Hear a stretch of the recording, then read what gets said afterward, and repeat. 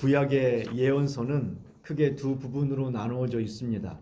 예언서가 두 개의 부분으로 나누어져 있는데 대예언서와 소예언서, 대선지서와 소선지서로 이렇게 구분이 돼요. 대선지서는 한마디로 말하면 분량이 많다라는 거예요. 더 뛰어나고 더 대단한 예언을 했다는 그런 의미가 아니라 기록한 분량이 많이 있다. 그래서 그 사람들을 대예언서라고 이렇게 표시를 합니다.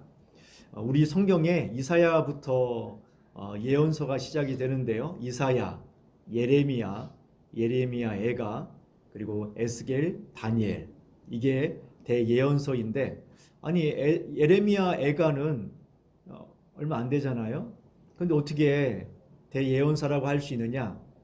그건 예레미야가 쓴 거니까요. 예레미야가 쓴 거니까 거기다가 붙여서 이제 대예언서라고 보시면 되고, 호세아부터 말라기까지가 소예언서라고 이렇게 이해하시면 됩니다. 그러면 성경을 많이 읽으신 분들은 한 가지 의문점이 있어요. 이상하다. 다니엘은 12장이고 호세아나 스가랴는 14장인데 아니 그러면 호세아나 스가랴가 대예언서가 되어야 하고 다니엘은 소예언서가 되어야 하는 거 아닌가라고 할 수 있는데, 아까 기준이 뭐라고 했죠? 장수가 아니라 분량이라고 말씀드렸죠. 분량. 다니엘서가 양이 더 많습니다. 더 많아요. 그래서 다니엘서를 대예언서라고 하고 나머지를 소예언서라고 합니다. 오늘 본문부터 이제 아모스에 대한 이야기를 살펴보겠습니다. 지난 시간까지가 우리가 호세아 선지자에 대한 내용을 살펴보았는데 동시대 사람이에요. 같은 시대에 예언했던 사람입니다. 솔로몬이 죄를 지었죠. 솔로몬이 이방 여인들과 결혼하고 이방의 문화들을 이스라엘에 뿌리박게 했습니다. 그래서 하나님이 진노하셔서 솔로몬 다음 아들 때에 나라를 두 개로 쪼갰어요. 지금의 우리 남북한과 같은 상황이라고 보시면 됩니다. 그래서 북쪽에는 10개의 지파가 이제 있게 되었고 남쪽에는 이제 2개의 지파가 남쪽에 남아 있게 됩니다. 자, 이런 상황에서 북쪽이 이제 쭉 왕이 이렇게 쭉 오다가 여로보암 2세 때에 굉장히 나라가 부유하고 아주 강하게 부유한 그런 시대가 됩니다. 그때를 뭐라고 이야기하냐면 주전 8세기라고 이야기해요. 주전 8세기. 그래서 여러분들이 뭐 신학책이나 이런 것들을 조금 관심 있게 보시면 주전 8세기라는 이야기들이 많이 등장을 해요. 왜냐하면 그때부터 우리 예언서들이 기록이 됩니다. 그전에도 예언자들이 있었어요. 사무엘도 예언자이고 뭐 엘리사도 예언자입니다. 그런데 그 사람들이 책을 썼어요, 안 썼어요? 물론 뭐 사무엘서 이런 거 있지만 그 역사서 개념으로 쓰고 예언에 대한 것만 이야기한다면, 그렇다면은 이제 주전 8세기 예언자들 아모스, 호세아, 이사야 이런 사람들이 이제 비로소 이제 글을 쓰기 시작한 거예요. 책을 남기기 시작한 거죠. 그래서 보통 그때부터 예언자들의 시대가 이제 그 책으로 남아 있는 예언자들의 시대가 주전 8세기인데, 그래서 이제 북쪽에 호세아와 더불어 아모스가 이제 예언을 하게 됩니다. 그 당시가 어떤 상황이냐면 북쪽에 어떻게 이해하시면 되냐면요. 북쪽은 아람이란 나라가 있어요. 강력한 아람. 그리고 북이스라엘, 남쪽은 남유다, 그 다음에 애굽이란 나라가 있어요. 그러니까 위에 강력한 아람과 남쪽에 아주 강력한 애굽이라고 하는 나라 사이에 지금 북이스라엘과 남유다가 지금 쪼개져 있는 거라고 보시면 됩니다. 그런데 이 북쪽에는 누구의 영향을 많이 받겠어요? 아람의 영향을 많이 받겠죠. 아람의 영향. 그래서 아람 왕이나 아람의 뭐 사람들이 많이 등장을 합니다. 예를 들어서 이런 거죠. 나아만 장군 어디 사람일까요? 대충 눈치가 나오시죠. 어디 사람이에요? 아람 사람이에요. 아람 사람. 그러니까 북쪽에 영향을 주는, 우리로 말하면 뭐 중국 정도로 보시면 되겠어요. 중국 정도. 영향을 계속 줬는데, 그런데 어떤 일이 발생을 하냐면 이 아람이라고 하는 이 나라가 아수르에 의해서 굉장히 힘이 약화가 되는 거예요. 한마디로 말하면 이런 거라고 보시면 돼요.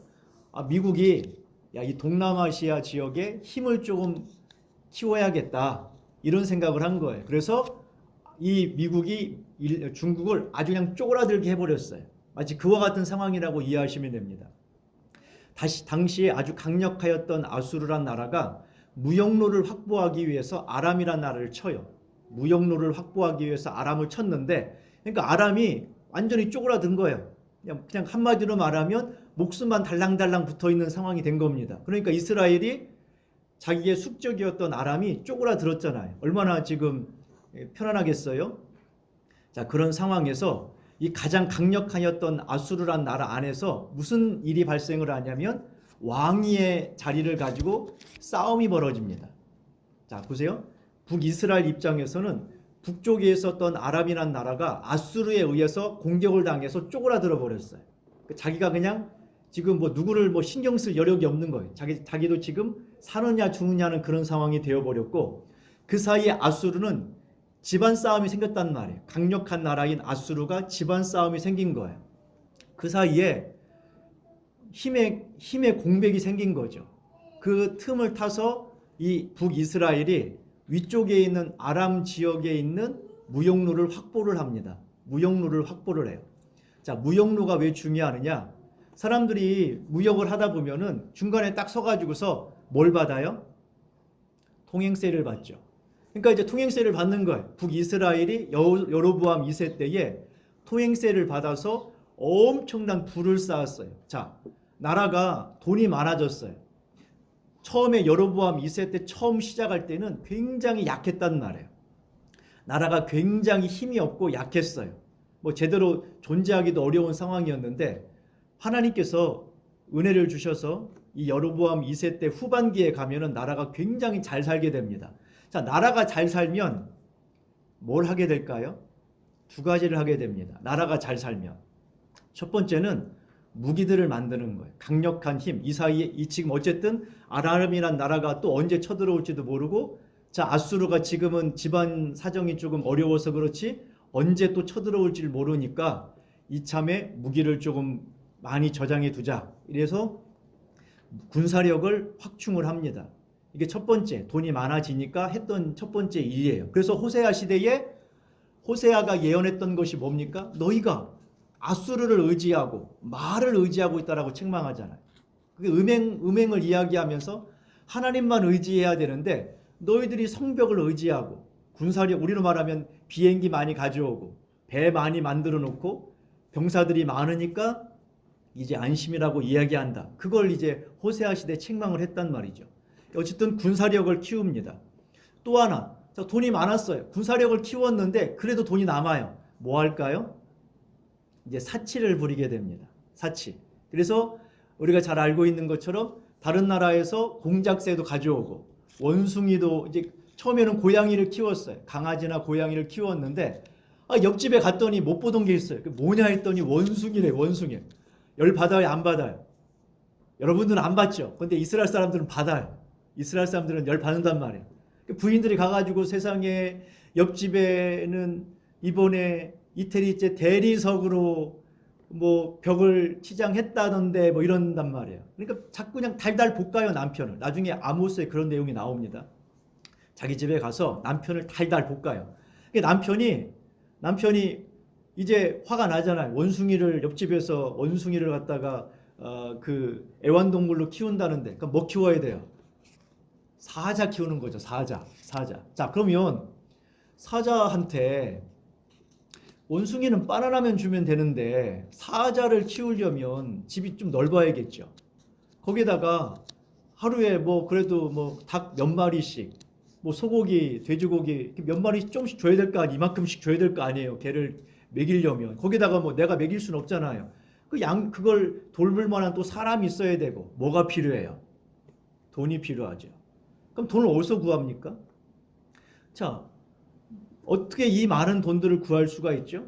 방법은 한 가지예요. 가난한 사람을 착취하고 억압해서 빼앗아 가는 방법을 쓰는 거죠. 그게 그 당시에 아모스 시대에 있었던 일입니다. 그래서 아모스가 지금 호세아하고 아모스가 같은 시대인데, 호세아는 같은 상황에서 예언을 하는데 호세아는 이스라엘 백성들의 영적인 상태를 책망하는 거야. 하나님만 의지해야 될 이스라엘 백성들이 아수르도 의지하고 주변 나라 의지하고 무기를 의지하고 왕을 의지하고, 왕이 똑똑해서, 여로보암 2세가 똑똑해서 우리에게 이런 복을 주는 거다, 이런 안정감을 주는 거다라고 착각을 했단 말이야. 그래서 하나님이 그거 아니다, 하나님만 의지해야 된다, 영적으로 책망하는 것이 호세아 내용이라면, 영적으로 타락하면 삶이 타락합니다. 영적으로 타락하면 삶이 타락을 해요. 그래서 삶에 대한 이야기, 삶에 대한, 아까 이야기 말씀드렸던 것처럼 영적으로 타락하니까 이제 그 사람들의 삶이 포악한 거예요. 가난한 사람들을 억압하고 빼앗고 이런 일을 서슴없이 했어요. 예배도 뭐 형식적이고. 그래서 이 삶에 대한 책망을 하는 것이 아모스입니다. 여러분들이 아모스에서 가장 그냥 다른 건 잘 모르겠다, 이건 뭐 아모스가 대체 뭔지 잘 모르겠다, 이 말씀만 기억하시면 돼요. 자, 5장 가보실까요? 그대로 접어두시고 5장 24절. 아모스서 5장 24절 보시죠. 자, 그대로 접어두시고 아모스서 5장 24절. 아모스가 외친 메시지의 핵심입니다. 여러분들이 한 번 정도는 들어보셨을 거예요. 이게 여기 있는 건지는 몰랐지만 한 번 정도는 들어보셨을 말씀인데, 뭐라고 나와 있냐면 오직 정의를 물같이 공의를 마르지 않는 강같이 흐르게 할지어다. 자, 그러니까 예언의 내용은 똑같아요. 예언의 내용은 똑같은데 호세아는 영적인 부분을 이야기하고 있다면 아모스는 바로 삶에 대한 이야기죠. 호세아가 하나님에 대한 태도를 이야기하고 있다면 이 아모스는 사람들에 대한 태도를 이야기하는 거예요. 우리가 사람들을 어떻게 대해야 하는가, 이 땅을 어떻게 살아가야 하는가를 이야기하는 거라고 보시면 됩니다. 그리고 오늘 본문은 그 서론인데 서론부터가 심상치가 않습니다. 1절, 2절, 2절밖에 되지 않는데 이 본문의 내용이 이게 그냥 예사롭지가 않아요. 자, 오늘 우리가 이 말씀을 통해 알 수 있는 첫 번째가 무엇이냐면 타락한 시대 속에서 깨어 있어야 한다는 거예요. 뭐 하셔야 된다고요? 타락한 시대 속에서 깨어 있어야 합니다. 이 아모스 시대, 이 아모스가 살아가는 이 동시대, 경제적으로는 가장 어떻게 했다고요? 부유했어요. 마치 우리 대한민국처럼. 자, 정치적으로도 편안해요? 편안하지 않아요? 편안해요. 그렇죠? 아람이란 나라는 지금 쪼그라들어 있고 아수르는 지금 집안 싸움 때문에 누구도 타치 않는, 완전히 지금 굉장히 정치적으로도 경제적으로도 굉장히 가장 좋을 때예요. 이렇게 좋은 때가 없었어요. 북이스라엘 역사 이래로 이렇게 좋을 때가 없었어요. 이렇게 잘 살 때가 없었어요. 이렇게 평안할 때가 없었어요. 자, 그런데 이 정도 되면 야, 참 왕이 참 통치를 잘하는 것 같다. 참 우리가 좋은 시대를 만났다. 예전에 어떤 분이 그런 이야기를 하시더라고요. 죽기가 싫대요. 왜 그러시냐고 했더니 너무 살기가 좋대요.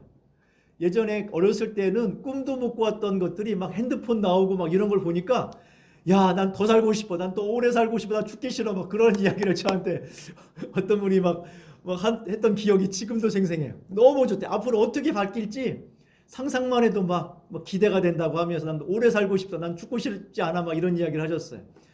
아모스 시대가 그랬어요. 자, 그런데 아모스 시대를 바라보는 주님의 마음도 그랬을까요? 아모스 시대를 바라보는, 그 당시를 바라보는 하나님의 마음이 두 단어로 나옵니다. 첫 번째가 뭐냐면 1절 보세요. 1절, 유다 왕 우시야 시대, 곧 이스라엘 왕 요시야의 아들 여로보암 시대. 그러니까 남쪽 유다는 우시야 시대, 북쪽 이스라엘은 여로보암 시대에 지진 전 2년에. 자, 아모스가 부름받은 때가 언제라고요? 여로보암이 통치할 때, 여로보암 2세가 통치할 때. 근데 여로보암 통치할 때라고 하지 않고 거기다가 하나를 더 붙였어요. 무슨 단어가 있습니까? 지진 전 2년.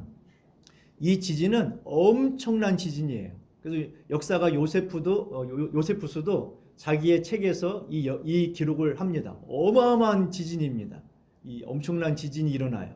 자, 그런데 지진 전 2년이래요. 지진 전 2년. 자, 그러니까 아모스가 부름받은 것은 지진이 일어나기 전에 2년 전에 지금 부름받아서 선포를 했단 말이에요. 자, 그러면 참 우리가 유추해 보시죠. 아모스가 선포한 말씀이 백성들이 듣고서 회개했으면 지진이 일어났을까요? 안 일어났을까요? 안 일어났겠죠. 아모스가 지금 선포했음에도 불구하고 그 말씀을 듣지 않아서 하나님이 땅을 진동시킵니다. 2년 전 일이라는 거예요. 그러면 얼마나 그들이 완악하고 타락했는지 하나님이 선지자를 호세아도 보내고, 여러분 호세아가 먼저 예언하거든요. 호세아가 먼저 예언해도 소용이 없어요. 아모스를 또 보냈는데도 소용이 없어요. 그런 시대였어요. 영적으로 가장 타락한 시대. 2년을 기다렸다가 하나님이 도저히 참지 못해서 한마디로 그냥 흔들어 버렸어요. 처음에는 만약 이런 거죠. 호세아가 고멜이 자꾸 다른 일들을 벌리고 있으니까 처음에는 말로만 해서 여보 정신 좀 차려 했다가 나중에는 어떻게 해요? 목을 잡고 제발 좀 정신 좀 차려. 이런 거. 지금 하나님이 지진을 일으켰어요. 지금 그게 이스라엘을 바라보는 주님의 심정이었다라는 거예요. 두 번째는 뭐냐면 2절에 나옵니다. 이스라엘을 향한 두 번째 마음, 하나님의 마음이 2절에 나와요. 2절에 보시면 그가 이르되 여호와께서 시온에서부터 부르짖으시며 예루살렘에서부터 소리를 내시리니 목자의 초장이 마르고 갈멜산 꼭대기가 마르리라. 이게 무슨 말이냐면 남쪽 유다 그 성전 시온이라고 하면 예루살렘을 말하는데 하나님이 예루살렘 성전에서 소리를 지르고 있대요. 근데 그냥 소리가 아니라 사자의 소리예요. 사자의 소리.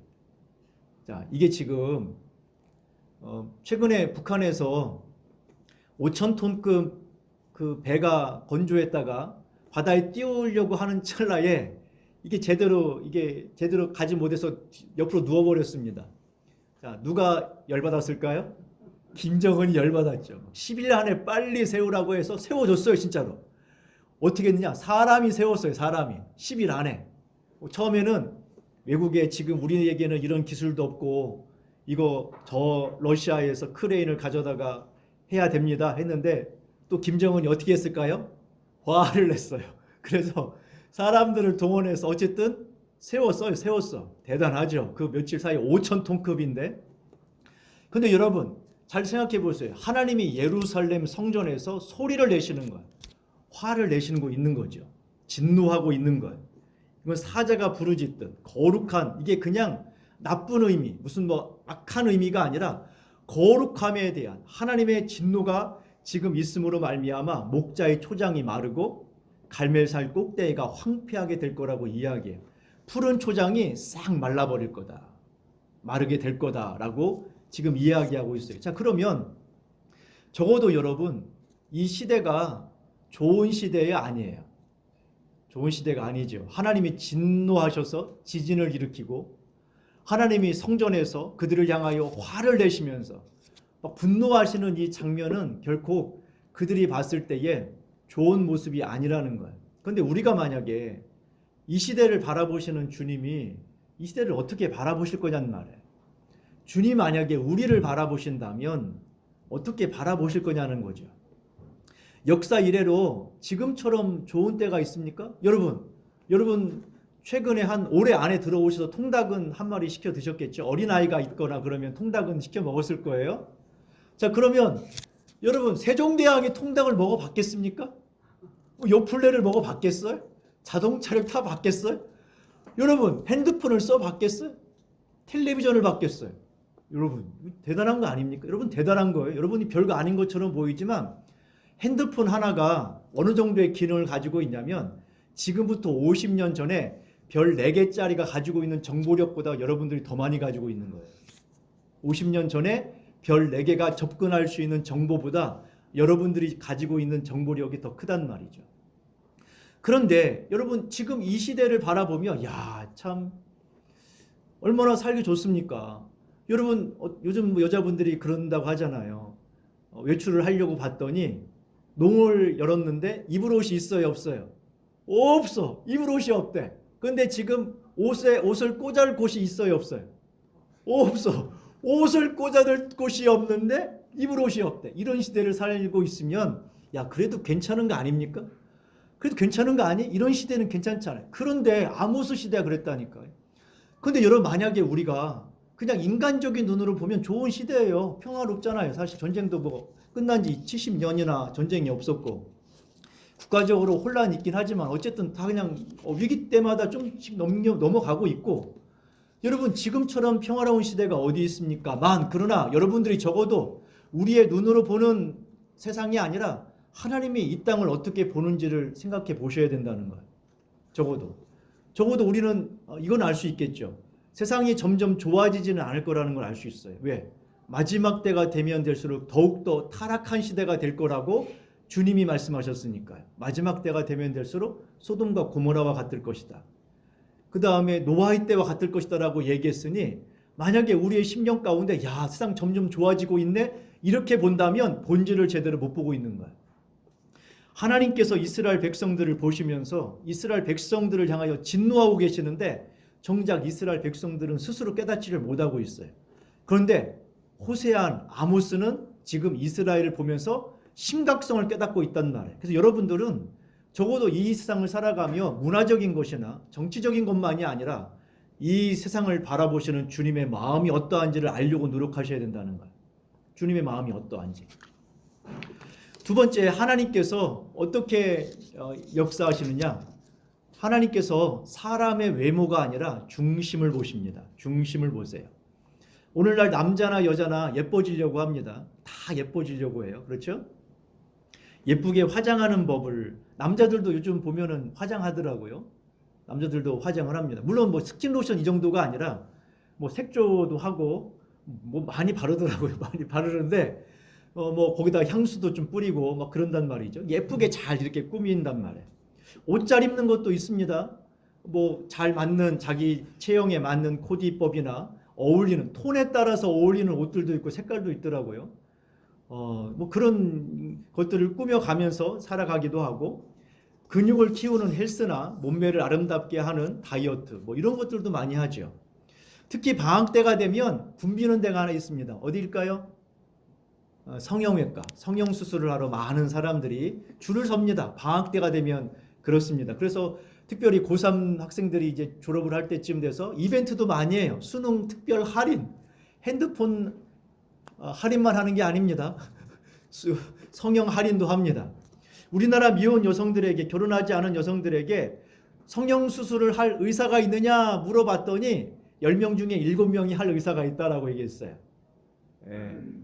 그래서 여러분들이 만약에 며느리감이 오시면 그냥 묻지 마세요. 그냥 서로 입장이 난처하니까 야 예쁘다 수술했니 이거 묻지 마세요. 야 코 수술한 거 같지 뭐 이런 거 묻는 거 아니에요. 그냥 넘어가셔야 돼. 왜? 10명 중에 7명이 하고 싶대요. 10명 중에 7명이 가장 하고 싶은 게 어디냐라고 했더니 코가 제일 먼저 하고 싶대. 코. 두 번째 눈. 그 다음에 지방 제거도 하고 싶대요. 그래서 아이가 예쁘게 하고 싶은 거죠. 놀라운 사실은 성형수술을 한 사람도 있을 거 아니겠어요? 물어봤더니 20대 청년 중에 10명 중에 3명이 했어 이미. 10명 중에 3명이. 10대 아이들은 10명 중에 1명이 수술을 이미 했어요. 그러니까 이미 많은 사람들이 수술을 하고 있는 거죠. 그러니까 외적인 아름다움을 가꾸려고 하는 것입니다. 많은 사람들이 하나님의 메시지가 어디서부터 올까라고 하는 생각을 하잖아요. 하나님의 메시지는 어디서부터 오지? 만약에 여러분 제가 갑자기 쓰러져서 예배를 못 드리게 되었어요. 전사님도 없고 여러분들이 지금 이제 예배를 드리러 이제 예배를 드려야 된단 말이죠. 새로운 목회자를 청빙해서 예배를 드려야 돼. 목회자가 없는 상황이라고 다 가정을 했을 때, 자 이런 상황에서 이제 외부에서 이제 이력서를 받겠죠. 이력서를 받아서 이제 가져옵니다. 그래서 이력서를 가지고서 그 사람을 이력서만 보고 판단을 해야 돼요. 자 그러면 어떤 사람을 뽑으시겠어요? 아마 대부분은 학력이 꽤 괜찮은 사람을 뽑으려고 할 겁니다. 이왕이면 집안도 괜찮으면 좋겠죠. 부모님이 다 목회자이거나 장로님이나 권사님 같은 분이면 더 좋을 것 같고, 만약에 집안에 뭐 주기철 목사님이나 손양원 목사님 같은 그런 순교자 같은 분들이 한 분이 계셔서 증조 할아버지가 그런 분이다라고 하면 더 좋겠죠. 뭐 외국까지 갔다 오면 뭐 더 좋을 수 있고요. 그렇지 않겠습니까? 그런데 하나님께서 오늘 이스라엘 백성들을 향하여 예언하실 때에 선포하시려고 할 때 하나님의 마음을 전하려고 할 때에 부르신 사람이 있어요. 그게 누구냐면 아모스라고 하는 사람입니다. 1절 보시죠. 자, 아모스가 어떤 사람인지 나옵니다. 1절 유다 왕 우시아의 시대 곧 이스라엘 왕 요아스의 아들 여로보암 시대 지진전 2년에 잘 보세요. 드고와 목자 중 아모스가 이스라엘에 대하여 이상을 받은 말씀이라. 여러분 아모스는 누구냐면 남유다 드고와 지역의 사람입니다. 자 보세요. 북쪽 사람이에요? 남쪽 사람이에요? 남유다. 지금 예언은 어디서 해야 되는데? 북쪽에서 해야 되는데 남쪽에서 사람을 보낸 거예요. 우리로 말하면 남쪽 사람을 북한으로 보낸 거랑 마찬가지라고 보시면 돼요. 그런데 이 사람의 직업이 뭐냐? 제사장 가문도 아니에요. 왕궁에서 일하는 사람도 아니에요. 뭐 하는 사람이에요? 농부예요. 농부. 목자. 양 키우고 뽕나무 재배하는 그냥 농부란 말이에요. 하나님이 농부를 부르셔서 너 가서 내 뜻을 전하라 라고 이야기한 거죠. 그 말은 하나님은 아모스의 외모를 본 게 아니라 무엇을 보신 거예요? 중심을 보신 거예요. 그 마음. 그 마음을 보신 거란 말이에요. 한 조사에 보면 많은 사람들이 자신이 신앙적으로 부족하기 때문에 하나님께 쓰임받지 못할 수 있다라고 생각을 합니다. 자기는 세상적으로 부족하기 때문에 하나님께 쓰임받지 못한다고 생각하는데 하나님은 전혀 그러지 않아요. 그건 우리 생각이란 말이에요. 하나님은 그 중심을 보고 쓴다는 거예요. 모세는 80세 노인이었고 거기다가 도망자였고 살인자였어요. 그렇죠? 다윗은 부르심을 받을 때에 양치기였습니다. 그가 훌륭한 일을 하고 난 다음에 하나님이 그를 기름 부은 게 아니에요. 그는 10대 청소년의 양치기였단 말이에요. 하나님은 뭐만 보셨냐면 중심을 봤어요. 사무엘은 이 다윗이라고는 생각하지 않았어요. 첫째, 둘째, 셋째. 그 이세의 아들 중에서 첫째, 둘째, 셋째 정도면 왕감이라고 생각을 했어요. 그런데 하나님 뭐라고 말씀하셨냐면 나는 외모를 보는 분이 아니다. 하나님은 외모를 보는 분이 아니라고 얘기하는데도 우리는 끊임없이 외모를 보는 분이라고 생각을 해요. 내가 외모를 보니까 하나님도 외모를 본다고 생각하는데 하나님은 외모를 보는 분이 아니란 말이에요. 하나님은 중심을 보십니다. 베드로는 어부였어요. 하나님은 중심을 보시는 거예요. 성경은 뭐라고 이야기하느냐? 하나님은 세상에 약한 것, 세상에 미련한 것들을 선택하셔서 세상에 강한 것, 지혜 있는 자들을 부끄럽게 하시는 분이라는 거예요. 그래서 전혀 문제가 되지 않아요. 우리가 하나님께 쓰임받는 것은 전혀 문제가 되지 않는단 말이에요. 그러면 방법이 뭐냐는 거예요. 대체 하나님은 왜 아모스를 부르셨는가? 자, 아까 이 아모스가 어디 출신이라고 말씀드렸죠? 남쪽 사람이라고 했죠. 여러분 그 당시에 이스라엘과 남유다의 그 관계는 지금의 북한과 남한의 관계하고 비슷합니다. 서로 적대적인 관계라고 보시면 돼요. 하나님께서 북이스라엘을 책망하기 위해서 북이스라엘 사람이었던 호세아를 부르셨어요. 그리고 또 그 말을 듣지 않자 또 다른 사람 한 명을 북쪽에 있는 사람들을 선포하기 위해서 북쪽에 있는 호세아를 불러서 예언을 했단 말이에요. 말을 안 들어요. 그러면 어디서 사람을 불러야 돼요? 또 북쪽에서 아니 북쪽 사람한테 예언하는 거니까 북한에서 예언할 거니까 북한 사람은 부르면 되잖아요. 근데 하나님이 어디서 불렀다고요? 남쪽에서. 자, 그러면 이제 여기서 퀴즈 나갑니다. 하나님이 집에 딱 돌아갔어요.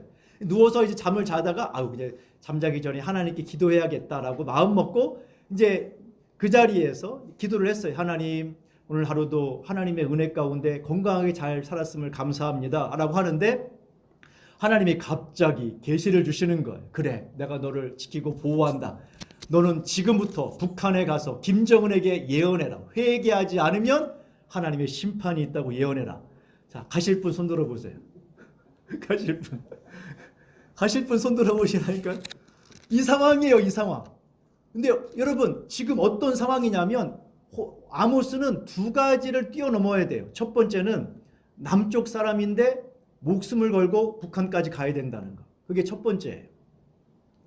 두 번째는 무엇이냐면 그가 선포하는 예언이 심판의 예언이라는 거예요.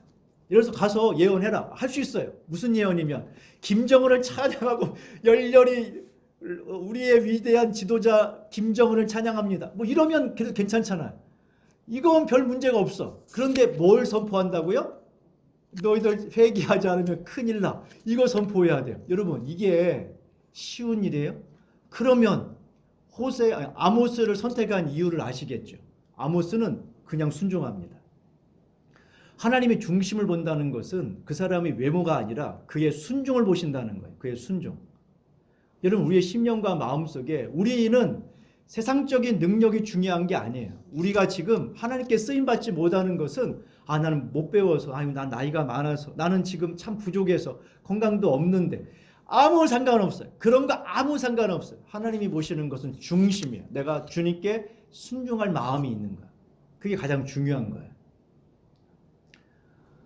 여러분 오늘 제가 이 아모스를 이렇게 보면서 아모스서를 시작을 하면서 왜 하나님이 굳이 왜 남쪽에서 사람을 보냈을까? 북쪽에도 사람이 있었을 거란 말이에요. 하나님을 경외하는 사람이. 엘리야, 엘리사 다 북쪽 사람이에요. 호세아도 북쪽 사람인데 왜 하나님은 굳이 남쪽에 있는 이 사람을, 그것도 남쪽 밑에 있는 이 사람을 불러서 북쪽까지 가게 하시고 그것도 그들이 싫어하는 심판의 메시지를 전하게 하셨을까 생각해 보면 보여주고 싶은 거예요. 하나님이 뭘 보여주고 싶은가? 이스라엘 백성들, 북이스라엘 백성들이 살아야 되는데 그들을 향하여 진노를 이야기하시고 심판을 이야기하시고 죄를 이야기하고 그들의 멸망을 안타까워하며 지금 돌아와야 된다고 선언하는데 자, 그들이 순종을 해요, 안 해요? 안 하는 거예요. 아무도 안 해요. 여러분 아모스가 예언하는데 2년 동안 움직임이 없어요. 더 완악해져 가고 있어요. 하나님이 지진을 일으켜야 되는 상황까지 간 거죠. 그런데 누구는 뭐 하고 있는 거예요? 목숨을 걸고 말씀에 순종하고 있는 거예요. 회개하고 살라고, 아니 지금 어떤 예언자는 죽을 수도 있는 하나님의 명령에 순종하고 있는 사람도 있는데 죄를 회개하고 돌이켜서 살라고 이야기하는 이스라엘 백성들은 완악해서 회개하지 않고 있으니 얼마나 대조가 되고 있어요. 하나님이 그걸 보여주고 싶은 것이죠. 우리가 여러분 능력이 없어서가 아니라 하나님에게 순종하지 않기 때문에 문제가 있는 거예요. 하나님의 뜻을 구하지 않아요. 하나님이 나에게 어떤 생각을 가지고 있는지, 이 땅에서 어떻게 하기를 원하시는지, 그리고 그것에 따라서 살려고 하지 않는다는 거예요. 그런데 여러분 우리의 심령과 마음이 아모스를 들어가기 전에 하나님께서 왜 아모스라고 하는 이 사람을 굳이 남쪽에서 불러서 북쪽까지 가라고 했을까? 그래서 이스라엘 백성들에게 뭘 전하려고? 아모스의 삶 자체가 메시지로 충분하단 말이에요. 우리가 이렇게 살아가야 하는 거예요. 물론 쉬운 게 아니죠. 저한테 가라고 저는 못 갈 것 같아요. 하나님 차라리 저 죽여주십시오. 김정은한테 못 가겠습니다. 그럴 것 같아요. 제 심정 같았으면. 그런데 어떻게 해야 된다고요? 한 걸음 한 걸음. 지금은 안 되지만 차라리 이렇게 가는 게 정직한 거죠. 하나님. 만약에 죄를 몰라요. 그런데 하나님 제가 이것이 죄인 것을 잘 모르겠어요. 깨닫게 해주세요. 하나님. 하나님 제가 죄에서 벗어나야 되는데 돌이킬 능력이 없어요. 하나님 제게 돌이킬 수 있는 마음을 저에게 허락해 주세요. 애통하는 심정을 저에게 허락해 달라고. 이게 정직한 거야. 이게 정직한 마음으로 가야 되는 것이죠.